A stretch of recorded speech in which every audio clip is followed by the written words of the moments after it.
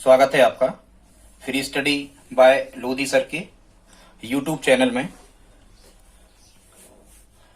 छात्रों, आज हम आपको बताने वाले हैं एमपी बोर्ड और सीबीएसई में क्लास 10 कक्षा 10 की गणित, और गणित में जो अध्याय है, अध्याय का नाम है अध्याय 6 त्रिभुज, या हम समरूप त्रिभुज भी कह सकते हैं। इसमें जो सभी इंपॉर्टेंट प्रश्न हैं इनको आज हमने शामिल किया है। लगभग 5 से 6 प्रश्न इसमें शामिल होने वाले हैं, और स्टूडेंट्स यहां से जो क्वेश्चंस पूछे जाना है तो 1 अंक का एक विकल्प पूछा जाना है, और लगभग 8 से 10 अंक का यहां से पूछा जा सकता है, क्योंकि सिलेबस में इकट्ठा अंक का वर्गीकरण किया गया है 3 पार्ट में से 15 अंक का। तो आपको 8 से 10 अंक के क्वेश्चंस यहां से पूछे जा सकते हैं। स्टूडेंट्स, यदि आप हमारे चैनल पर पहली बार विजिट कर रहे हो तो प्लीज हमारे चैनल को सब्सक्राइब कर लें, साथ में अपने फ्रेंड्स के साथ में इस चैनल को, इस वीडियो को आप शेयर भी करके हमारी हेल्प कर सकते हैं। तो स्टूडेंट्स, आइए हम देखते हैं आज का विषय। हमारा आज का अध्याय है अध्याय 6 त्रिभुज। सभी आईएमपी प्रश्नों को इसमें शामिल किया है। लगभग 6 से 7 प्रश्न इसमें हो जाने वाले हैं। तो स्टूडेंट्स, जो प्रश्न बैंक का 6वां क्वेश्चन है, चौथा क्वेश्चन है, इसको हमने शामिल किया है। हम अपने अनुसार यहां पर हमने क्रमांक दे रखे हैं। तो पहला जो क्वेश्चन है इसमें कह रहे हैं कि त्रिभुज एबीसी एक समद्विबाहु त्रिभुज है जिसका कोण सी समकोण है, तो सिद्ध कीजिए कि AB वर्ग बराबर 2AC वर्ग। तो स्टूडेंट्स, यहां आपको एक चीज समझना है कि कह रहे हैं समद्विबाहु है। समद्विबाहु त्रिभुज ऐसे त्रिभुज को कहते हैं जिसकी कोई भी 2 भुजाओं की लंबाइयां बराबर होती हैं, ठीक है, उसे हम कहते हैं समद्विबाहु त्रिभुज, जिसका कोण सी समकोण है। तो इसमें हमें सबसे पहले तो एक डायग्राम ड्रा करना होगा। एक त्रिभुज इस प्रकार से हमें बनाना होगा। कह रहे हैं जिसका कोण सी समकोण है, मतलब आप इस प्रकार का त्रिभुज डायग्राम या त्रिभुज आप इस प्रकार का ड्रा करो जिसका हमें लगे कि जिसका कोण सी कैसा है, समकोण है। तो ये हमने एक समकोण त्रिभुज ड्रा कर लिया, जिसको हमने ए बी, नहीं, वहां क्या कह रहे थे, जरा ध्यान से सुनो। जिसका कोण सी समकोण है, मतलब आप यहां जहां आप 90 अंश का कोण बना रहा है, यहां सी ही नाम आपको देना है। तो बी हम यहां पर दे सकते हैं, या बी यहां दे सकते थे, लेकिन सी समकोण है तो समकोण हमें यही देना पड़ेगा। तो सबसे पहले स्टूडेंट्स हम इसमें प्रारंभ करते हैं, क्योंकि ये 4 से 5 अंक का पूछा जाना है। तो सबसे पहले हम इसमें दिया है लिख लेते हैं। तो दिया क्या है, जो कुछ लाइन में दिया होता है क्वेश्चंस में, यही हमें लिखना होता है। इसमें कह रहे हैं त्रिभुज एबीसी एक समकोण त्रिभुज है, ये उसमें दिया है, वही हमें लिख लेना है। त्रिभुज एबीसी एक समकोण त्रिभुज है जिसमें क्या दे रखा है उनने, जिसमें कोण सी बराबर कितना दिया है, 90 अंश दिया है। फिर आपको आगे लिखना है, यहां सिद्ध करना है। तो सिद्ध करना हमें क्या लिखोगे आप, जो कुछ यहां पर लिखा हुआ है, सिद्ध करना है हमें AB का वर्ग बराबर 2AC का वर्ग। ये स्टूडेंट्स हमें सिद्ध करना है। अब हम यहां पर प्रमाण या प्रूफ देंगे। तो जैसा कि आपको पता होगा, और पता आपको क्या होना चाहिए स्टूडेंट्स, इसमें ये पता होना चाहिए कि यदि कोई समकोण त्रिभुज होता है, यदि कोई समकोण त्रिभुज होता है और उसमें हमें भुजाओं के वर्ग, खासकर देखो एक तो समकोण त्रिभुज है, तब भी आपका ध्यान जाता है कि हम पाइथागोरस प्रमेय का यूज कर सकते हैं, क्योंकि पाइथागोरस प्रमेय का यूज केवल समकोण त्रिभुज में ही होता है। दूसरा, आपको यह भी पता होना चाहिए कि कोई भी समकोण त्रिभुज है तो भुजाओं के स्क्वायर या भुजाओं के वर्ग कब आते। तो भुजाओं के वर्ग स्टूडेंट्स तभी आते हैं जब हम वहां पाइथागोरस प्रमेय लगा रहे होते हैं। तो यहां आपको क्या करना है, आप यहां, अच्छा हाँ, एक चीज और इसमें दे रखा है। क्या दिया है कि समद्विबाहु त्रिभुज है। खैर, तो समद्विबाहु त्रिभुज है, इसका मतलब देखो, समकोण के सामने की भुजा क्या कहलाती, कर्ण कहलाती। ए भी हो गया कर्ण, कर्ण तो कभी इन भुजाओं के बराबर हो नहीं सकता। तो शेष 2 भुजाएं हमारी लंब और आधार बची। इसका मतलब ये होगा कि AC और BC बराबर हैं यदि समद्विबाहु त्रिभुज है। तो मतलब AC का मान BC और BC का मान AC, जैसी हमें जरूरत होगी हम रख सकते हैं। तो ठीक है स्टूडेंट्स, यदि ये C समकोण है तो हम क्या कहेंगे, तो हम कहेंगे समकोण त्रिभुज, केवल इतना आपको करना है, समकोण त्रिभुज ABC में, और क्या करोगे आप, पाइथागोरस प्रमेय से। तो पाइथागोरस प्रमेय जब आप इसमें लगा रहे होगे तो समकोण के सामने की भुजा क्या कहलाती है, कर्ण। तो कर्ण क्या है यहाँ, AC। तो आप लिख रहे होंगे AC स्क्वायर बराबर लंब का वर्ग मतलब AC का वर्ग, धन आधार का वर्ग मतलब आधार क्या है आपका BC। तो यहां हम लिख रहे होंगे BC का वर्ग। ठीक है स्टूडेंट्स, सिद्ध करना है क्या हमें, AB वर्ग बराबर 2AC स्क्वायर। ठीक है, AB वर्ग बराबर क्या सिद्ध करना है हमें, 2AC स्क्वायर। ठीक है, नहीं, यहाँ पाइथागोरस में सॉरी मिस्टेक हो गई। देखो जरा ध्यान से, कर्ण क्या है, ए बी, हमें आदत पड़ गई इसलिए वो कर्ण एसी होता है ना। ए बी वर्ग बराबर ए सी लंब का वर्ग, ए बी वर्ग बराबर सही है ए सी लंब का वर्ग धन बी सी आधार। अब ये सही हो गया। तो स्टूडेंट्स ये ए बी वर्ग तो हमें सिद्ध करना में चाहिए, तो ए बी वर्ग तो हम बचाकर ही चलेंगे, जो कहते हैं लिखेंगे, ठीक है। लेकिन आप देखो सिद्ध करना में हमें क्या चाहिए, ए सी बचा के चलना है, मतलब बी सी को हमें हटा देना है। तो यहाँ तो ए सी वर्ग आप लिखे ही रहो, और जहां ये बी सी वर्ग लिखा है, इस बी सी वर्ग के स्थान पे भी हम ए सी वर्ग लिख सकते हैं। क्यों लिख सकते हैं स्टूडेंट्स, आप यहाँ लिखना, चूंकि क्यों लिख सकते हैं, क्योंकि हमें दिया है, क्या दिया है, ए सी बराबर बी सी है, या बी सी बराबर ए सी है। समद्विबाहु था, मतलब ये बी सी भुजा जो थी वो ए सी के बराबर थी, तो हम बी सी को हटा के वहां ए सी लिख सकते। यहाँ लिख देना कि दिया है, और क्या दिया है हमें, समद्विबाहु त्रिभुज है, हमें ये दिया है कि बी सी बराबर ए सी है, ये हमें दिया है, इसीलिए हम इस बी सी के स्थान पे ए सी वर्ग लिख सकते हैं। तो यहाँ अब हमें मिल रहा होगा आगे जब हम लिखेंगे, तो ए बी वर्ग बराबर, अब देखो यहाँ कुछ नहीं तो एक है, यहाँ कुछ नहीं तो एक है, एक ए सी वर्ग और एक ए सी वर्ग, यदि इनको हम जोड़ेंगे तो ये हो जाएंगे दो ए सी वर्ग, मतलब एक पेन और एक पेन, तो दो पेन, मतलब ऐसा आप मान सकते हो, एक ए सी वर्ग और एक ए सी वर्ग, दो ए सी वर्ग, ठीक है स्टूडेंट्स। और आप देखो सिद्ध करना में यही हमें चाहिए था, ए बी वर्ग बराबर टू ए सी वर्ग, वो यही हमें मिल गया। केवल 3 स्टेप स्टूडेंट्स इसमें लगे, ए बी वर्ग बराबर टू ए सी वर्ग, और लास्ट में आपको यहाँ लिख देना है, यही सिद्ध करना था। इंग्लिश मीडियम वाले प्रूव्ड दैट करके लिख सकते हैं, यही सिद्ध करना था, या इति सिद्धम, कुछ भी हिंदी मीडियम वाले लिखें, ठीक है स्टूडेंट। तो ये हो गया क्वेश्चन हमारा फर्स्ट। अब हम देख लेते हैं क्वेश्चन नंबर सेकंड को। तो इसका जो दूसरा प्रश्न है, इसमें कह रहे हैं, हाँ इसी के पीछे दूसरा क्वेश्चन इसमें स्टूडेंट्स कह रहे हैं, इसको हम देख लेते हैं। इसमें कह रहे हैं कि यदि त्रिभुज एबीसी समरूप त्रिभुज डीईएफ है, ध्यान से सुनना, क्या कह रहे हैं स्टूडेंट्स, यदि त्रिभुज एबीसी समरूप है, ये समरूप का चिन्ह है, त्रिभुज एबीसी समरूप त्रिभुज डीईएफ है, और इनके क्षेत्रफल क्रमशः 64 वर्ग सेंटीमीटर और 121 वर्ग सेंटीमीटर है। यदि ईएफ बराबर 15.4 है, क्या कह रहे हैं, यदि ईएफ बराबर 15.4 है तो बीसी का मान ज्ञात करो। तो सबसे पहले हम क्या कर लेंगे, यदि इसमें आपको पूरे अंक चाहिए है, तो सबसे पहले आप इसमें दो त्रिभुज ड्रा कर लेंगे, लगभग समरूप टाइप के, मतलब कोण लगभग इकट्ठे हमें दिखाएं, या आप तो एक से ही बना लिया करें, ठीक है, कोई समस्या नहीं, लगभग एक से आप यहाँ पर दो त्रिभुज ड्रा कर लें। इनको कुछ भी जैसे यहाँ पर नाम दिए हैं वैसे नाम दे दें, ए बी सी इसी सिक्वेंस में, फिर यहाँ डी और यहाँ ई, जिस प्रकार से यहाँ ए बी सी चले उसी प्रकार से डी ई एफ यहाँ भी हम चले। और क्या दे रखा है, इनके क्षेत्रफल क्रमशः, क्रमशः का मतलब क्या होता है स्टूडेंट्स, कि जो ए बी सी पहले लिखा है तो ये पहले यहाँ 64 लिखा, ठीक है, तो यहाँ लिखेंगे हम कितना 64, ठीक है, और दूसरे पे लिखा है यहाँ 121, हालांकि ठीक है आप ये थोड़ा बड़ा बना लेते क्योंकि इसका क्षेत्रफल 121 कह रहा है, उससे कोई दिक्कत नहीं, इसका क्षेत्रफल ज्यादा है, कुछ इसका आकार आप बड़ा बना देना, हमने बना दिया तो हम नहीं बना रहे, ठीक है। 121 का एरिया है, अंदर का क्षेत्र, ये स्थान जितना घेरता है, ये मुरम बिजती है, पौधे लगते हैं, ठीक है, फर्श पक्का, ये तो ठीक है, ये इतना उनने हमें दे रखा। फिर क्या दे रखा उनने कहा है कि ईएफ 15.4, मतलब ईएफ ये 15.4 सेंटीमीटर है ईएफ, और फिर क्या कह रहे हैं, बीसी का मान याद करो, मतलब ये जो बीसी है इसकी लंबाई हमें क्या करना है, इसकी लंबाई हम फाइंड करना, तो हमने प्रश्नवाचक चिन्ह यहाँ पर लगा लिया। स्टूडेंट्स यदि आपको पूरे अंक इसमें चाहिए है, या मान के चलो आपसे प्रश्न बिल्कुल भी नहीं बन रहा, और यदि आपको अंकों की जरूरत है तो आप दिया है आप जरूर लिखें, और दिया है को हम कहां से लिख सकते हैं, टू गिवन, इसको हम प्रश्न से ही देख करके लिख सकते हैं।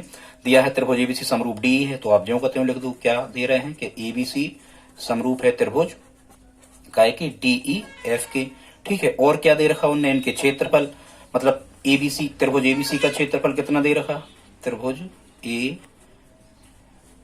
बी सी का क्षेत्रफल कितना दे रखा उनने, 64 वर्ग सेंटीमीटर, तो इसको भी इस टाइप से लिख दो। तथा और क्या दे रखा उनने, त्रिभुज डी ई एफ का क्षेत्रफल तो कितना दे रखा, 121 वर्ग सेंटीमीटर, इसको लिख दो। और क्या दे रखा उनने, ईएफ दे रखा, ईएफ कितना दिया यहाँ पर, ईएफ दिया है उनने 15.4 सेंटीमीटर, तो इसे भी लिख दो। और हमें कामा लगा के ज्ञात क्या करना है, बीसी का मान हमें ज्ञात करना है कि बीसी का मान क्या होगा। अब आपको एक चीज ध्यान रखना है, एक कथन, और ये कथन स्टूडेंट्स बहुत इंपॉर्टेंट है, आप इसे नोट करके लिख लें। इसे हम क्षेत्रफल प्रमेय कहते हैं, समरूपता की क्षेत्रफल प्रमेय। और क्षेत्रफल प्रमेय कैसी होती है इसको हम यहाँ लिख करके आपको बताते हैं। सबसे पहले तो ये देखो कि त्रिभुज एबीसी और त्रिभुज डीईएफ दिए हैं समरूप। तो ये जो कथन होता है, इसी कथन के 3-4 प्रश्न स्टूडेंट्स, इसलिए हम सलाह आपको देते हैं पहले आप इस कथन को रटें, इसको याद करें, इसके बाद ये 6 अध्याय के प्रश्नों को करें। ये कथन ऐसा होता है, समरूपता की जो क्षेत्रफल प्रमेय कहलाती है, वो ये कहती है कि दो समरूप त्रिभुजों के क्षेत्रफलों का अनुपात, दो समरूप त्रिभुजों के क्षेत्रफलों का अनुपात उनकी संगत भुजाओं के वर्गों के अनुपात के बराबर होता है। उनकी संगत भुजाओं के वर्गों के अनुपात के बराबर होता है। इस कथन को स्टूडेंट्स आप रट ही लें, 3-4 प्रश्नों में लगना है, अभी हम बताएंगे आगे। इस कथन का मतलब क्या है आप समझो। दो समरूप त्रिभुजों के क्षेत्रफलों का अनुपात, मतलब एबीसी और डीएफ यदि समरूप हैं तो हम इसको ऐसा लिख सकते गणित के रूप में, त्रिभुज एबीसी का क्षेत्रफल बटे लिख रहे होंगे हम त्रिभुज डीईएफ का क्षेत्रफल, और संगत भुजाओं के वर्गों के अनुपात, मतलब ए बी वर्ग। देखो संगत भुजा समझो, एक सी कंडीशन में ए बी की संगत डीएफ, ए सी की संगत डी, ए बी की संगत डीई, ए सी की संगत डीएफ और बी सी की संगत ईएफ। तो हमें पूरी नहीं लिखना है इसमें, जो हमें चाहिए है और जो हमें दी है केवल उन्हीं के अनुपात को हम लिखेंगे। तो दो समरूप त्रिभुजों के क्षेत्रफलों का अनुपात संगत भुजाओं के, जैसे यहां हमने त्रिभुज एबीसी का क्षेत्रफल लिखा है, तो अब हम इस बीसी भुजा को लिख रहे होंगे यहाँ बीसी, क्योंकि त्रिभुज एबीसी की है बीसी, तो ऊपर यदि क्षेत्रफल लिखा तो उसकी भुजा ऊपर, नीचे डीएफ का लिखा तो उसकी भुजा नीचे। तो देखो बीसी की संगत भुजा कौन सी, ईएफ, तो ये बटे माने अनुपात ही कहलाता है, तो बटे ईएफ। अब क्या कर रहे हैं, त्रिभुज एबीसी का क्षेत्रफल बटे डीएफ का क्षेत्रफल बराबर संगत भुजाएं के अनुपात, तो हमने लिख दिया संगत भुजाओं के वर्गों के अनुपात, मतलब ये इसका भी वर्ग कर रहे होंगे और इसका भी वर्ग कर रहे होंगे। समझ गए? तो ये सूत्र है। यदि आपको ये कथन याद नहीं हो स्टूडेंट, तो आप ये फार्मूला भी याद कर सकते हो। ठीक है, संगत भुजाओं के वर्गों के, तो ये संगत भुजाओं के वर्ग कर दिए, अनुपात माने बटे। समझ गए होंगे अब तो शायद। अब त्रिभुज एबीसी का क्षेत्रफल, अब इनके मान रखो हमें। अब इसमें 4 राशि अज्ञात हैं, 1 2 3 4, और 4 राशियों में हमें 3 के मान दिए, चौथी अज्ञात है अज्ञात, उसको हम फाइंड कर सकते, उसको हम पता लगा सकते। बिल्कुल यही तो किसी सूत्र का उपयोग होता है कि 4 राशि अज्ञात है, 3 के मान दिए, चौथा निकाल सकते। देखो अब क्या दिया है, त्रिभुज एबीसी का क्षेत्रफल कितना दिया उन्हें, 64, सब सेंटीमीटर में है, बिल्कुल नहीं बदलना। तो यहां लिखेंगे हम कितना, 64 बटे त्रिभुज डीईएफ का क्षेत्रफल उन्होंने कितना दिया, 121, तो यहां नीचे हम कितना लिखेंगे, 121 बराबर। ठीक है स्टूडेंट्स, और यहां हम चाहें तो अभी हाल हम इसको ऐसा भी लिख सकते हैं कि स्टेप में बीसी बटे ईएफ इस प्रकार से, और हम चाहें तो पूरे का वर्ग यहाँ पर होल स्क्वायर लगा सकते हैं, या अलग अलग ही माना जाएगा, और बीच में बराबर हो तो शुरू में इंडिकेशन लगा लिया करे, सूचित करता। फिर यहां हमें मिल रहा होगा 64 बटे 121। अब अभी आप चाहो तो यहां एक बार आप मान रखो, किसका मान रखोगे आप, मान रखोगे आप ईएफ का दिया है, ईएफ का मान कितना दिया है, 15.4, तो ये बीसी आप ज्यों का त्यों रखो, और यहां लिख दो ईएफ की जगह, इस ईएफ को हटा के इसकी जगह 15.4। देखो 3 राशियों के मान पता है, चौथी अज्ञात है, और यहां ये स्क्वायर अभी हाल चलने दो। ठीक है स्टूडेंट्स, अब आप क्या करोगे, जब ये वर्ग यहां से हटेगा, यहां से क्या होगा स्टूडेंट्स, ये वर्ग हटेगा तो सामने वर्गमूल लगेगा, या फिर आप इसको ऐसा लिख लो पूरा। कैसा लिख सकते हैं आप, इसको लिख सकते हो बीसी बटे 15.4 का होल स्क्वायर बराबर 64 बटे 121। समझ रहे? बिल्कुल कुछ नहीं, इस पूरे को उठा के इस तरफ लिख दिया, इसको इस तरफ लिख दिया, क्योंकि अज्ञात राशि यहाँ है तो ये कुछ ठीक रहता है, इस तरफ ले आना। इसको पूरा का पूरा यहाँ वहां लिखते, पक्षांतरण नहीं कहलाता। स्टूडेंट्स अब हम क्या कर रहे होंगे, जब हम यहाँ बीसी बटे 15.4 केवल इसका मान निकाल रहे होंगे, तो ये वर्ग यहां से हटा है, यदि यहां से वर्ग हटा है तो सामने क्या लगता है, सामने लगता है वर्गमूल, मतलब 64 बटे 121 पे लग जाएगा क्या, वर्गमूल। इसके बाद से आप यहां देखना। ठीक है स्टूडेंट्स, अब हम कैसे इसको सॉल्व कर रहे होंगे, पहले हम इनके वर्गमूल निकालेंगे। यहां हम लिखेंगे कितना, बीसी बटे 15.4, बीसी बटे 15.4 और बराबर 64 का वर्गमूल 8 × 64 8 होता है, और 121 का वर्गमूल 11 11 121, सॉरी इसका वर्गमूल कितना होता है, 11, केवल ये 11 ही समझना, 11। ठीक है, 121 का वर्गमूल 11, ये कट है यहाँ, कुछ नहीं। ठीक, अब देखो स्टूडेंट्स यहाँ पर क्या कंडीशन बन रही है कि दो संख्याएं बटे में लिखी और बीच में लगा है बराबर, तो ये स्टेप हमेशा त्रिक गुणा से हल होता है। और अज्ञात राशि का त्रिक गुणा सबसे पहले आप कर लो। 11 का बीसी में यदि हम गुणा कर रहे होंगे तो यहाँ आ रहा होगा 11 बीसी, और बराबर लगाएंगे, और 8 का कर रहे होंगे हम कितने में, 15.4 में, तो 8 का 15.4 में कर ही लो, क्योंकि ये कैंसिल आउट कुछ ज्यादा होना नहीं है 11 से, ठीक है। तो 8 का जब हम 15.4, या चलो एक बार ऐसा लिख लो 15.4 गुणा 8, ठीक है स्टूडेंट्स। इसलिए जब हम बीसी का मान निकाल रहे होंगे तो ये 15.4 गुणा 8 ज्यों के त्यों, और 11 कहाँ आ रहे होंगे, नीचे आ रहे होंगे। 11 कहाँ आ रहे होंगे, नीचे। अब इसके दो तरीके हैं हल करने के। एक तो तरीका ये है कि इस दशमलव को आप हटा लो, नहीं तो एक तरीका ये है कि 15.4 का आप 8 में गुणा, 15.4 का 8 में क्या कर दो, गुणा कर दो, और 11 से क्या लगा दो, इसमें भाग लगा दो। तो एक तरीका तो इसको हल करने का ये है, ठीक है स्टूडेंट। तो जैसा भी आप कहें, नहीं तो एक तरीका ये है कि दशमलव हटा लो, इस दशमलव को हटा लो, यहां लगाओ गुणा, यहां लगाओ गुणा, दशमलव का 1 और 1 संख्या से 109। अब ये दशमलव हट गया, ये दशमलव अब हट गया, मतलब बीसी बराबर हमें कितना मिल गया, बीसी बराबर मिल गया 154 गुणा 8 और बटे कितना, 11 गुणा 10। स्टूडेंट्स अब आप ये 11 से 154 काटो। 11 से जब आप 154 काट रहे होगे तो ये 11 का डिविजिबल रूल जो है, 11 का विभाज्यता नियम, वो ये है कि 1 और 4 5, और 5 एक संख्या छोड़ के जोड़ते हैं, 4 और 1 5, 5 में से 5 घटाते हैं, 0 बचा तो कट जाएंगे 11 से, पूरे पूरे काटो। 11 एकम 11, कितने बचे, यहाँ पर 4 बचे, और फिर कितने आ गए, यहाँ पर 4 और लिखे, तो 11 एकम 11 बचे 4, 11 चौको 44, मतलब कितने बार कट गए, ये कट गए कितने बार, 14 बार, ठीक है। कितने बार कट गए, 14 बार। अब आप क्या कर रहे होंगे, यहां हमें क्या बचा, यहां स्टूडेंट्स हमें मिल रहा है 14 गुणा 8, मतलब 14 8 112, और बटे कितने मिल रहे हैं, 10 मिल रहे हैं। तो यहां जब आप 10 से 112 में भाग कर रहे होगे तो 10 में जैसे एक शून्य है, तो आप दाएं तरफ से एक अंक बाद शून्य लिख दोगे, भाग जब कर रहे होगे। करके देख लेना, हम नहीं कर रहे, टाइम ज्यादा लगेगा।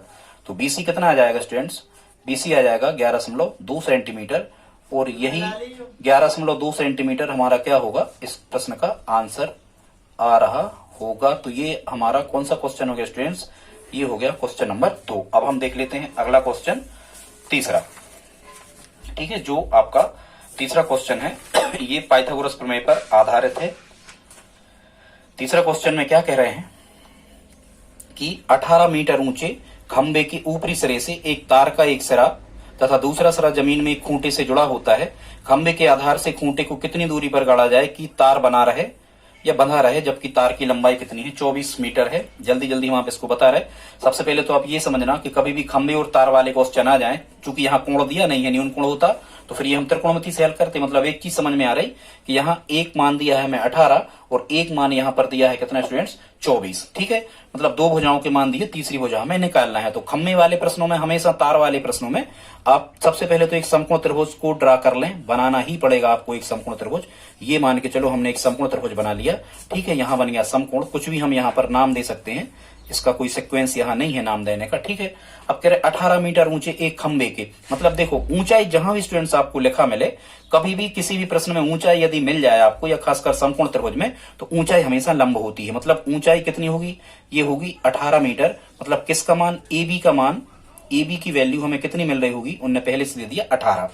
फिर क्या कह रहे हैं, तार की लंबाई, आप ज्यादा दिमाग नहीं लगाओ। तार आपने देखा होगा खेतों में तार लगे होते हैं, कभी खेतों में खम्मा यदि आपने देखा हो तो उसमें देखना जो तार ये पृथ्वीकृत होता है, जमीन में उसको गड़ा दिया जाता है, उस तार को देखना, वो कर्ण होता है। मतलब तार, सीधी सी बात यह है कि कर्ण की पत्नी तारा थी, ऐसे करके कोई भी आप नाम याद कर लो तो कर्ण तार कहलाता है, या कर्ण की मां तारा थी, कुछ भी आप याद कर सकते हो।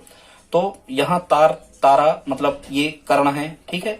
कर्ण में भी रहा है, तार में भी रहा है, ऐसे करके याद रखो। तो तार कितना है, 24 है। अब आप ज्यादा दिमाग नहीं लगाओ, वो कह रहे हैं कि कितनी दूरी पर गाड़ा जाए खम्मा, मतलब ये खम्मा कितनी दूरी पर गाड़ा जाए, कहा, खम्मे के आधार से खूंटे को, माने खम्मे का आधार ये है, ठीक है, और खूंटा ये है यहाँ कहीं, तो खूंटे को कितनी दूरी पर गाड़ा जाए कि तार बना रहे। मतलब अब आप खुद समझ रहे हैं कि दो भुजाएं हमें दे दी हैं, तीसरी हमें अज्ञात है, ये इसका मान हमें फाइंड करना है, किसका, बीसी का। तो सबसे पहले आप, शायद आप समझ गए होंगे, सीधी सी बात यह है भैया कि समकोण त्रिभुज के दो भुजाओं के मान दे दिए, तीसरी आधार हमें निकालना है। सबसे पहले आप दिया है से प्रारंभ करो। तो दिया है में आप क्या लिखोगे, दिया है एक समकोण त्रिभुज, मतलब मान के चलो एक समकोण त्रिभुज, तो ये दिया ही है एक समकोण त्रिभुज ABC, जिसका कोण सी समकोण है। ये कुछ आप लिख दो तो नंबर कटने के चांस नहीं होते हैं, जिसका कौन सा समकोण कोण बी है ऐसा लिख सकते हो। और ए बी कितना दे रखा है उनने, ए बी दे रहे हैं वो 18 मीटर, तो ये भी हम लिख देंगे। और तार ए सी कितना दे रहे हैं, तार भी आप लिखते हैं ना, ए सी कितना दे रहे हैं 24 मीटर, तो इसको हम लिख देंगे। और हमें फाइंड क्या करना है, हमें बी सी निकालना है, मतलब हमें आधार बी सी की वैल्यू क्या करना है, ये फाइंड करना है। ठीक है स्टूडेंट्स, अब हम जब इसे आगे बढ़ा रहे होंगे तो कुछ नहीं, समकोण त्रिभुज में पाइथागोरस प्रमेय लगा, और पाइथागोरस प्रमेय का यही उपयोग है कि यदि आपको दो वजह नहीं तो तीसरी वजह फाइंड हम कर सकते हैं। तो यहां हम लिखेंगे वही समकोण त्रिभुज एबीसी में, समकोण त्रिभुज एबीसी में पाइथागोरस प्रमेय से, पाइथागोरस प्रमेय कहती है कर्ण का वर्ग बराबर समकोण के सामने की भुजा एसी कर्ण कहलाएगी, तो एसी का वर्ग बराबर ए बी लंब का वर्ग धन बीसी आधार का वर्ग। ये तो आपको पता ही होना चाहिए पाइथागोरस प्रमेय, कर्ण वर्ग बराबर लंब वर्ग धन आधार वर्ग। मान रखो एसी कितना दिया था हमें 24 मीटर, तो एसी की जगह हम लिख रहे होंगे 24 मीटर, 24 का वर्ग बराबर ए बी कितना दिया था 18, तो यहाँ लिखेंगे हम 18 का वर्ग। और बीसी अज्ञात है, किसी भी सूत्र का स्टूडेंट्स यही उपयोग होता है कि दो राशियां, मतलब जैसे इसमें तीन चीज पता नहीं है, 1 2 3, दो के मान दिए, तीसरा हम निकाल सकते, एक अज्ञात रहे तो उसको हम फाइंड कर सकते हैं यहाँ से। ठीक है, तो जब हम इसे हल कर रहे होंगे तो 24 गुणा 24 आप करके देखना, तो 24 में 24 का गुणा कर रहे होगे तो 576 आता है, 24 का वर्ग 576। और 18 गुणा 18 जब आप कर रहे होंगे स्टूडेंट तो 324 आता है, 18 का वर्ग 324 और धन बीसी वर्ग ये ज्यों का, तो यहाँ 576 324 को इस तरफ लाओगे तो काय के होंगे ऋण के, जब तक इस दोनों बराबर के एक तरफ नहीं होते जब तक जुड़ते घटते नहीं हो। बराबर बीसी वर्ग धन की थे तो अभी भी धन की है। 576 में से जब आप 324 को घटा रहे होगे, 6 में से 4 घटे, कितने बचे यहाँ पर 2 बचे, 7 में से 2 घटे, कितने बचे यहाँ पर 5 बचे, और 5 में से कितने घटे, 5 में से 4 घटे,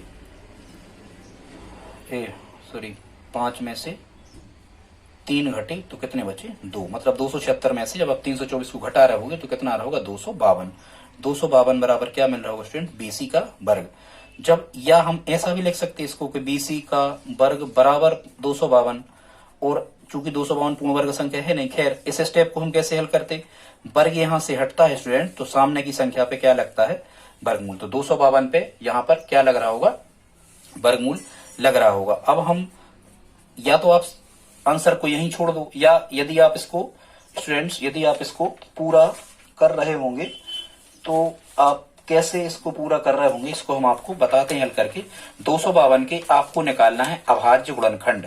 क्या निकालना है स्टूडेंट्स, यहां नहीं हम रफ पे बता दे रहे हैं कि 252 का वर्गमूल निकालने के लिए आप क्या करोगे। तो सबसे पहले ये जैसे यहाँ 2 है लास्ट में तो 2 का भाग जा रहा है, अभाज्य गुणनखंड निकालो, 2 एकम 2, फिर 2 का 5 में करोगे तो 2 दूनी 4 हो गए 12, ठीक है, 2 इच्छू 12, ठीक 126 आया। फिर 2 का भाग जा रहा, 2 इच्छू 12, 2 3 6, फिर कितने का जा रहा, 3 का जाएगा, 3 दूनी 6, 3 एकम 3, फिर 3 का जाएगा, कितने बार जा रहा होगा ये 7 बार जा रहा होगा, फिर 7 से करेंगे तो 1 बार। तो हम चाहें तो रूट के अंदर, मतलब यहां वर्गमूल के अंदर इन्हीं चीजों को हम लिख सकते हैं। किसको, 2 बार 2 है, 2 बार 3 है, 1 बार 7 है। यहां देखो तो हम इसको कैसा लिख सकते थे, इसको हम इस प्रकार से लिख सकते थे, 2 दूनी 4 3 12 3 36 7 252। अब स्टूडेंट इसके बाद से आप यहां देखना, तो यहां जब अपन इसको आगे हल कर रहे होंगे इसके बाद से यहां देखना, तो बीसी बराबर यहां कर्णिघात 2 होती है, मतलब यहां 2 2 के जोड़ा बन के बाहर निकलते हैं, उनका गुणा होता जाता है, ये नियम है। 2 2 के 1 2 बाहर आ गए, 2 3 के 1 3 बाहर आ गए, तो 6 बाहर आ गए, मतलब 3 दूनी 6, 7 का जोड़ा नहीं बना, तो ये नाली है, एक प्रकार की नाली में जिसका जोड़ा नहीं बना वो डला रहता है, ठीक है, इसको आप नाली माने चम्मच को। तो 7 का जोड़ा नहीं बना स्टूडेंट, तो 7 ज्यों के त्यों रहेंगे, तो इसका मान हमारा आ रहा होगा बीसी बराबर 2 3 6 वर्गमूल 7, और काय में था, ये सब मीटर में था, तो यहां हम लिख रहे होंगे मीटर, तो यही हमारा आंसर होगा, मतलब यही हमारा क्या होगा आंसर होगा, कितना 6 वर्गमूल 7 मीटर, 6 यहां बाहर लिखें। तो स्टूडेंट्स ये हमारा तीसरा क्वेश्चन हल हो गया। अब हम देखते हैं प्रश्न क्रमांक 4 को, तो जल्दी से आ जाते हैं प्रश्न क्रमांक 4 पे, टाइम ज्यादा हो रहा है, ज्यादा आप बस 10 मिनट और हमारे साथ बैठे रहें, ये हम पूरा ही करने वाले हैं स्टूडेंट्स। अगला जो क्वेश्चन है हमारा ये है चौथा क्वेश्चन, जिसमें हमें कोण का मान याद करना है, किसका, हाँ एक चीज और, यहाँ पूरा नहीं हम लिख पाए थे इस क्वेश्चन में। यहाँ 80 दिया गया है और देख लेते हैं, हाँ यहाँ कितना दिया गया है 60 अंश।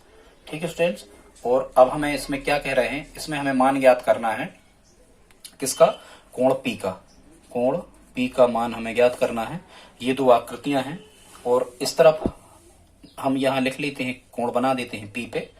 स्टूडेंट्स ये देखो कि कोण P का मान हम ज्ञात कर सकते हैं। कब कर सकते हैं, या तो यहाँ कोई समरूप कर दें, हम इन दोनों त्रिभुजों को समरूप कर दें तो कोण P का मान हम ज्ञात कर सकते हैं, या इस त्रिभुज के हमें दो कोण दिए होते तो कोण P का मान ज्ञात कर सकते हैं। ठीक है, तो इसकी विधि ये है कि यदि आपको भुजाएं दी गई हैं, इसकी तीनों भुजाएं हमें दी गई और इसकी तीनों भुजाएं हमें दी गई, तो ध्यान रखना एक नियम होता है समरूप करने का, भुजा भुजा भुजा समरूपता। ठीक है, एस समरूपता का जो नियम होता है साइड साइड साइड का, अभी हम उसको लगाने वाले हैं। शायद आप नहीं जानते होंगे, जैसे हम बता रहे कैसे ये त्रिभुज समरूप होते हैं। तो ठीक है, सबसे पहले हम इनको क्या करने का प्रयास कर रहे हैं, समरूप करने का प्रयास कर रहे हैं स्टूडेंट। और भुजा भुजा भुजा का नियम ही लगा के हम समरूप कर रहे हैं। क्यों कर रहे हैं, क्योंकि इसकी तीनों भुजाएं दे रखी हैं और इसकी तीनों भुजाएं दे रखी हैं। ठीक है, तो इसको हम कैसा करेंगे, आप देख लेना कि जैसे देखो यहाँ 76 लिखा है, 38 का भाग उसमें लग रहा, बिल्कुल लग रहा। यहाँ लिखा है जैसे 3 करनी 3, यहाँ लिखा 6 करनी 3, तो 6 करनी 3 से 3 करनी 3 ये पूरे कट रहे होंगे। यहाँ लिखा 6, यहाँ लिखा 12, तो इन्हीं भुजाओं को आप लिखते जाए, कहीं से भी आप चालू कर लें, यहां से कर लो। चलो जैसे यहाँ हम कहें त्रिभुज ए बी सी तथा जिन त्रिभुजों को हम समरूप करना उनको लिख लेते, त्रिभुज ए बी सी तथा त्रिभुज पी क्यू आर में, इस टाइप से हम इनको लिख लेंगे। अब हम लिखेंगे ए बी के बटे लिख दो आप आर क्यू और इनके मान रख दो। रखो मान, ए बी कितना दिया 3.8 और आर क्यू कितना दिया 7.6। ठीक, तो अब देखो 38 दूनी 76 होते, तो ये पूरे पूरे आप काट दो, 38 से कम 38, 38 दूनी 76, मतलब यहाँ कितना मिला हमें 1/2। इसको कोई भी आप समीकरण दे दो 1, यहाँ ऐसा लिख सकते। तथा और लिखो, फिर दूसरी भुजा देख लो, कुछ भी बीसी ले लो। चलो इसकी बीसी ले लो। पहले यदि हम एबीसी की ले रहे हैं तो हर बार एबीसी की ऊपर लिखेंगे जी, ए बी ऊपर, बीसी पहले ऊपर, इसकी सब हम ऊपर लिखेंगे, इस तरफ की पूरी नीचे। बीसी की 6, पी क्यू की कितनी, बीसी पी क्यू कितनी है, मतलब बीसी की संगत क्या है, संगत भुजाएं लेना है, बीसी आधार की संगत आधार पी क्यू। जब हम इनके मान रख रहे होंगे तो बीसी 6 आ रहा होगा और पी क्यू कितना आ रहा होगा 12। इनको भी जब हम काट रहे होंगे तो 6 कम 6, 6 दूनी 12, इनका अनुपात भी कितना मिला 1/2। इसको हमने समीकरण 3 दे दिया। एवं तीसरी भुजा, फिर आप तीसरा एक पेयर और रह गया, 3 भुजाएं होती हैं, एक है एसी, तो इसकी एसी ले लो, इसकी आरपी ले लो, एसी बटे इसकी पी आर। और एसी आपको कितनी दे रखी है 3 करनी 3, 3 करनी 3, और पी आर कितनी दे रखी है, पी आर है 6 करनी 3। यहाँ ऊपर नीचे गुणा है, चूंकि यहाँ गुणा है, करनी 3 से तो करनी 3 कट गए, 3 गम 3, 3 दूनी 6, मतलब यहाँ भी हमें कितना मिला 1/2। अब आप यहाँ क्या लिखोगे, समीकरण 1 2 3 से, समीकरण 1 2 एवं 3 से, समीकरण 1 2 3 से देखो दाएं दाएं पक्ष ये पूरे बराबर है, 1/2 1/2 1/2। स्टूडेंट्स ये नियम होता है, यदि दाएं दाएं पक्ष बराबर हैं तो बाएं बाएं पक्ष भी बराबर होते हैं। तो इसका बायां कितना था ए बी बटे आर क्यू बराबर इसका बायां था बीसी बटे पी क्यू, और समीकरण 3 का बायां था एसी बटे पी आर। इनको हम लिख लेते हैं। अब ये तीनों भुजाएं हमें कैसी प्राप्त हो गई, ये अनुपात में प्राप्त हो गई। काय में प्राप्त हो गई, अनुपात में। और वो नियम हम नहीं लिख रहे, यदि एक त्रिभुज की तीनों भुजाएं दूसरे त्रिभुज की तीनों संगत भुजाओं के अनुपात में होती हैं तो त्रिभुज समरूप होते हैं, भुजा भुजा भुजा सर्व समरूपता से। तो अतः हम क्या कह सकते हैं स्टूडेंट्स, हम ये कह सकते हैं कि त्रिभुज एबीसी जो है वो त्रिभुज एबीसी समरूप होगा, त्रिभुज एबीसी समरूप, ये समरूप का निशान है किसके, मतलब ये वाला त्रिभुज, और ये पी आर क्यू त्रिभुज कैसा होगा, और पी आर क्यू या आर पी क्यू ये त्रिभुज कैसे होंगे, समरूप होंगे। यहां हमें नियम लिख देना कि किस नियम से, तो ये कहलाता है स्टूडेंट्स भुजा भुजा भुजा समरूपता नियम से, भुजा भुजा भुजा समरूपता नियम से ये समरूप हो गए। अब एक कथन होता है, समरूप त्रिभुजों के संगत कोण बराबर होते हैं। जरा ध्यान से सुनना स्टूडेंट्स, समरूप त्रिभुजों, या फिर हाँ चलो ठीक है बाद में कर देंगे, समरूप त्रिभुजों के संगत कोण बराबर होते हैं, समरूप त्रिभुजों के संगत कोण बराबर होते हैं। इसका मतलब स्टूडेंट्स ये हुआ, इसका मतलब ये हुआ कि जो इसका कोण सी है, कोण जो इसका कोण सी है वो किसके समरूप है, कोण पी के, माने कोण पी और सी के मान स्टूडेंट्स, कोण पी और सी के मान कैसे होंगे, बराबर होंगे, माने कोण पी और कोण सी बराबर होंगे। लेकिन आप एक चीज और देखो, यहां हमें सी भी पता नहीं है, तो पहले हम क्या कर लेते हैं, इसको समीकरण ए दे दो। पहले हम त्रिभुज ए बी सी में, आप जानते हो त्रिभुज के तीनों कोणों का 180 अंश होता है, मतलब यहाँ कितना लिखा था 60, यहाँ लिखा था 80, तो आप लिखोगे 60 धन 80, कोण ए धन कोण बी धन कोण सी, इन तीनों का योग कितना हो रहा होगा 180। 60 और 80 कितने हो गए 140 धन कोण सी बराबर 180। जब आप यहां से कोण सी की वैल्यू निकाल रहोगे तो 180 140 का पक्षांतरण होगा, 180 में से 140 घटेंगे तो यहाँ सी कितना आ रहा होगा 40 आ रहा होगा स्टूडेंट्स, ठीक है। लेकिन क्या है, यदि सी 40 आ रहा, ध्यान से सुनना आप, यदि स्टूडेंट्स कोण सी कितना आ रहा हमारा, कोण सी आ रहा 40, लेकिन ये देखो पी और सी कैसे हैं, लेकिन कोण पी और कोण सी कैसे हैं, बराबर हैं, तो कोण पी यहां देखो सी का मान 40 है, तो अब इस सी की जगह हम कितना लिख सकते हैं 40 अंश लिख सकते हैं स्टूडेंट्स, और यही हमारा क्या होगा आंसर होगा 40 अंश, ठीक है। कोण पी कितने अंशकार होगा 40 अंशकार होगा, ये हमारा आंसर होगा। तो ये 4 प्रश्न हो गए। अब हम देख लेते हैं अगला 5वां प्रश्न। ये एबीसी के मान आप पहले भी निकाल सकते थे स्टूडेंट्स, कुल प्रश्न संख्या ज्यादा है, वीडियो लंबा ही जा रहा है। 5वां क्वेश्चन देख लेते हैं, वो क्या है, कह रहे हैं, जल्दी से कर दे रहे, कह रहे हैं दो समरूप त्रिभुजों की भुजाएं जो हैं वो 4:9 के अनुपात में है, इन त्रिभुजों के क्षेत्रफलों का क्या अनुपात है, ठीक है। तो सबसे पहले आप, चूंकि यहां से प्रश्न आपका 4 अंक का पूछा जाना है, 1 2 का आ सकता है, 1 का तो पूछे जाना है, तो पहले तो आप इनकी दो समरूप त्रिभुज आप बना लें, ठीक है।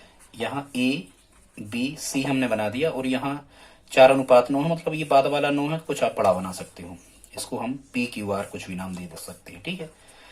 इनकी भुजाएं इस अनुपात में, इन त्रिभुजों के क्षेत्रफलों का अनुपात क्या है, मतलब हमें दिया है से यदि हम प्रारंभ करें से, तो हम क्या लिखेंगे, दिया है त्रिभुज ए बी सी तथा, नहीं सबसे पहले तो दिया है दो समरूप त्रिभुज, माना त्रिभुज एबीसी और त्रिभुज पी क्यू आर, इनको हम समरूप लिख दे रहे हैं, ठीक है। और क्या दिया है हमें, तथा फिर उन्हें दिया है हमें इनकी भुजाओं का अनुपात है 4:9, तो हिंदी में ही लिख दो क्योंकि भुजाएं तो 3 है, हम किसका लिख दें, भुजाओं का जो अनुपात उन्हें दे रखा है वो कितना दे रखा है 4:9, ठीक है स्टूडेंट्स।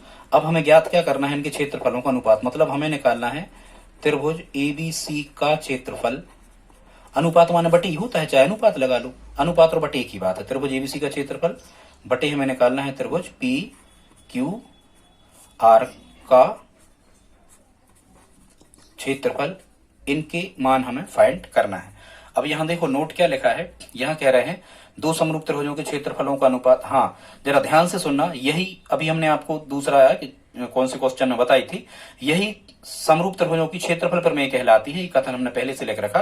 दो समरूप त्रिभुजों के क्षेत्रफलों का अनुपात उनकी संगत भुजाओं के वर्गों के अनुपात के बराबर होता है स्टूडेंट। तो जब हम ये कथन आपको इसमें लगाना है, इसी से ये हल होगा, तो जब हम इसको लगा रहे होंगे कथन को, तो हम लिख रहे होंगे त्रिभुज एबीसी का क्षेत्रफल बटे त्रिभुज पी क्यू आर का क्षेत्रफल, ये हो गया, वही तो कह रहे दो समरूप त्रिभुजों के क्षेत्रफलों का अनुपात, तो ये लिख दिया हमने अनुपात मान बटे संगत भुजाओं के वर्गों के अनुपात के कैसा होता है, बराबर होता है। तो यहां हम लिख सकते हैं, कुछ भी लिख सकते हैं, संगत भुजाओं के वर्गों के अनुपात के बराबर होता है। तो देखो संगत भुजाओं का अनुपात कितना दिया, सीधा उन्होंने दिया है 4:9, मतलब 4:9 का मतलब क्या है 4/9, तो सीधा हमने उनका अनुपात लिख दिया, भुजाओं को नहीं लिख रहे हम बीसी क्यू आर, क्योंकि कौन सी है 3 है, कोई भुजा उन्होंने पूछी है, तो इसका क्या करोगे आप, इसका वर्ग करोगे, क्योंकि संगत भुजाओं के वर्ग, भुजाओं पे वर्ग लगा है तो ऐसा आप लिख दोगे, ठीक है स्टूडेंट। तो इसको जब आप कर रहे होगे तो 4×9 कितने बार करोगे, 2 बार, 2 की घात है तो यहाँ 4 चौको आ रहा होगा 16, और 9 नाम कितना आ रहा होगा 81, 16/81, ये हमारा निकल के आया त्रिभुज ए बी सी का क्षेत्रफल बटे निकला है त्रिभुज पी क्यू आर का क्षेत्रफल। तो स्टूडेंट्स ये जो 16/81 आया है यही हमारा आंसर होगा, या यदि हम इसे, क्योंकि उन्हें अनुपात पूछा है तो हम इसको ऐसा लिखेंगे 16:81। मतलब देखो इस क्वेश्चन में आपको कुछ नहीं करना था, ध्यान रखना यदि ये 4:9 लिखे आ जाए तो क्योंकि बहुत छोटे लिखे हैं, क्योंकि क्षेत्रफल उनके कुछ भुजाएं छोटी होती हैं, क्षेत्रफल उनके कैसे होते हैं बड़े, तो इन 4 और 9 से बड़े मान क्या मिलेंगे, तो इनका वर्गमूल नहीं निकालना है, 2 और 3 का हो। क्षेत्रफलों का अनुपात फाइंड करना माने बड़ा मान फाइंड करना, बड़ा मान प्राप्त करना, तो इनके वर्ग कर देना। 4 चौको 16, 9 नाम 81, 16:81 इसका आंसर होगा। ठीक है, देख लेते हैं अगला 6वां क्वेश्चन। ये लास्ट ही क्वेश्चन है, बस आप 5 मिनट और हमारे साथ बैठे। स्टूडेंट कह रहे हैं 2 समरूप त्रिभुजों के संगत शीर्ष लंबों का अनुपात 3:5 है। पहले तो आप वही हमने आपको बताया, आप 2 त्रिभुज बना लें, इस पे आपको अंक मिलते हैं, और ये 5 है इसका, तो इसको कुछ ज्यादा बड़ा बना दें बाद वाले को। और संगत शीर्ष लंब यही कहलाते हैं, जैसे आधार पे हम लंब डाल रहे हैं तो यहां भी आधार पे हम लंब डाल देंगे, ये कहलाते हैं एबीसी। यहां हमने बना दिया क्या, पी क्यू आर। ठीक है स्टूडेंट, अब क्या रहे हैं कि इनके संगत शीर्ष लंबों का अनुपात 3:5, इसको ईडी नाम दे दे रहे, इसको पी एस नाम दे दे रहे। तो सबसे पहले आप यहां दिया है से प्रश्न को प्रारंभ करेंगे, तो क्या है दिया है, और क्या दिया है, त्रिभुज ए बी सी समरूप त्रिभुज पी क्यू आर। स्टूडेंट्स ये सरल क्वेश्चन है, समरूप करना पड़ते थे पहले, लेकिन अब देखो वो करे कराया दे रहा है। समरूप त्रिभुजों, त्रिभुज एबीसी और पी क्यू आर कैसे हैं, समरूप हैं, तो ये उन्होंने दिया है। फिर कह रहे हैं संगत शीर्ष लंबों का अनुपात 3:5 है, मतलब इसका शीर्ष लंब कितना है, एडी। ये लंब जो हम यही कहलाता है, इसका कितना है एडी, और अनुपात मतलब बटे में लिखो आप तो डायरेक्ट, बटे पी एस, एडी बटे पी एस। ये कितना उन्होंने दे रखा है, ये उन्होंने दे रखा है स्टूडेंट कितना, 3:5। ठीक है, फाइंड क्या करना है, कह रहे हैं क्या पता करना है, उनके क्षेत्रफलों का अनुपात, माने हमें पता करना है त्रिभुज ए बी सी का क्षेत्रफल, अनुपात माने बटे होता है, वो बटे हमें पता करना है त्रिभुज पी क्यू आर का क्षेत्रफल, इसका मान हमें पता करना है। अब स्टूडेंट्स एक कथन होता है, आप इसको देख लें तो ये आपको पूरा समझ में आ जाने वाला है। उसी प्रश्न क्रमांक 5 की भांति ये क्वेश्चन हल होगा। कह रहे हैं 2 समरूप त्रिभुजों के, हाँ ये कथन क्या होता है, जैसा हमने आपको क्षेत्रफल प्रमेय बताई थी कि 2 समरूप त्रिभुजों के क्षेत्रफलों का अनुपात उनकी संगत भुजाओं के वर्गों के अनुपात के बराबर होता है। ठीक इसी प्रकार स्टूडेंट 2 समरूप त्रिभुजों के क्षेत्रफलों का अनुपात उनके संगत शीर्ष लंबों के वर्गों के अनुपात भी होता है, भुजाओं के वर्गों के अनुपात के बराबर भी होता है समरूप त्रिभुजों के क्षेत्रफलों का अनुपात, और संगत शीर्ष लंबों के वर्गों के अनुपात भी के बराबर भी होता है त्रिभुजों के क्षेत्रफलों का अनुपात। तो जब इस प्रमेय को या इस कथन को, ये प्रमेय भी सिद्ध की जाती है, अभी आपके कोर्स में नहीं है, करवाएंगे कभी आगे। तो इस प्रमेय के कथन को जब हम गणित के रूप में लिख रहे होंगे तो हम ऐसा लिखेंगे, तो त्रिभुज ए बी सी का क्षेत्रफल बटे यहां हम लिखेंगे त्रिभुज पी क्यू आर का क्षेत्रफल, ये हो गया समरूप त्रिभुजों के क्षेत्रफलों का अनुपात संगत शीर्ष लंबों। जैसे यहाँ एबीसी लिखी है हमने, ये एबीसी ऊपर लिखी, तो इसी का शीर्ष लंब लिखेंगे हम क्या, एडी, और बटे यदि नीचे पी क्यू आर लिखा तो इसी का शीर्ष लंब लिखेंगे हम पी एस, और इनके वर्गों के अनुपात के कैसा होता है, बराबर होता है। तो इनके हम क्या कर देंगे स्टूडेंट्स, इनके कर देंगे हम क्या, वर्ग। तो ये हमें कितना प्राप्त होगा, देखो एडी बटे पी एस हमें कितना दिया, 3/5, तो यहां हम लिख देंगे 3/5, यहां लगा देंगे स्क्वायर। वो जब आप कर रहे होगे 3/5 गुणा 3/5 2 बार, तो 3 का कितना आएगा 9, और 5 का 5 गुणा कितना आएगा 25 आएगा। ठीक है स्टूडेंट, तो ये हमें प्राप्त हो जाएगा त्रिभुज ए बी सी का क्षेत्रफल बटे मिल जाएगा त्रिभुज पी क्यू आर का क्षेत्रफल बराबर 9/25, और यही हमें फाइंड करना था। ये तो 9/25, तो आप 9/25 स्टूडेंट्स आंसर में लिख सकते हैं, या इसको आप लिख रहे होंगे 9:25, तो ये भी आपका सही हो जाने वाला है। स्टूडेंट्स इसी प्रकार के अन्य वीडियो हम पूरी प्रश्न बैंक के आपको एक एक करके लाते रहेंगे। बस स्टूडेंट्स आप हमारी थोड़ी सी मदद करें, सब्सक्राइबर बढ़वाने में मदद करें, आप भी सब्सक्राइब करें। हम यदि इतनी मेहनत कर रहे हैं तो हम यही चाहते हैं आपसे, और आप अपने क्लास के ग्रुप में या अपने टीचर्स ग्रुप में या अपने फ्रेंड्स रिश्तेदारों के ग्रुप में हमारी वीडियो को शेयर करें। मिलते हैं अगली वीडियो में।